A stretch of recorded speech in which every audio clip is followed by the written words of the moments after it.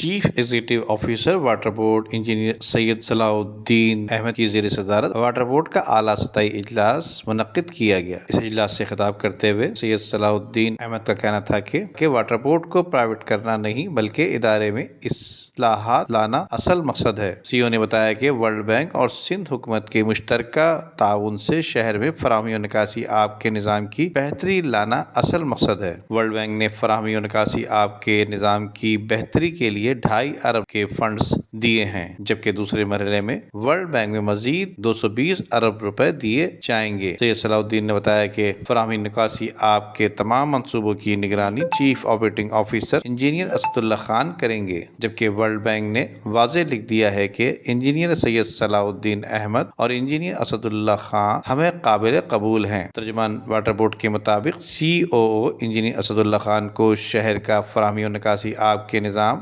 بہتر انداز میں چلانے کا وسیع تجربہ ہے اور مجھے اپنے آپ سے زیادہ شہر کی فکر ہے اور انشاءاللہ جلد شہر میں بہتری آئے گی۔ واٹر بورڈ کو کارپوریشن بنایا جائے گا، جبکہ ادارے کو پرائیویٹ کرنا نہ حکومت کی سوچ ہے اور نہ ہی ہماری سوچ ہے، جبکہ یونینز کے تمام جائز مطالبات بھی مانے جائیں گے۔ سید صلاح الدین نے بتایا کہ ملازمین کو تمام سہولیات فراہم کی جائیں گی اور واٹر بورڈ ہم سب کا ادارہ ہے، اس لیے سب کو مل کر کام کرنا ہوگا، جبکہ کام نہ کرنے والوں کے خلاف سخت ایکشن بھی لیا جائے گا۔ سی او کا کہنا تھا کہ کام کے معاملے میں کسی قسم کی کوئی غفلت کوتاہی برداشت نہیں کی جائے گی، جبکہ بہتری لانا آپ سب کے تعاون کے بغیر بہتر انداز میں سر انجام دیتے ہوئے منصوبہ مقررہ وقت پر مکمل کریں گے، جبکہ بہتر کارکردگی دکھانے والوں کو ایوارڈ بھی دیے جائیں گے اور غیر قانونی کنکشن کے خلاف جلد بڑی کارروائی کی جائے گی۔ پانی کی جو لائنز متاثر ہیں وہ تبدیل کی جائیں گی۔ سیوریج کے مسائل حل کے لیے ڈیجیٹل موبائل ایپ لانچ کی جائے گی، جبکہ سیوریج ٹریٹ پلانٹ فعال کیے جائیں گے۔ اس کے علاوہ سیوریج کے جو پمپس ناکارہ ہو چکے ہیں وہ تبدیل بھی کیے جائیں گے۔ ان کا کہنا تھا کہ اعلیٰ معیار کی لیبارٹری کا سنگ بنیاد رکھا جائے گا اور ایگزیکٹو انجینئر سمیت دیگر ملازمین کو خاص ٹریننگ بھی دی جائے گی۔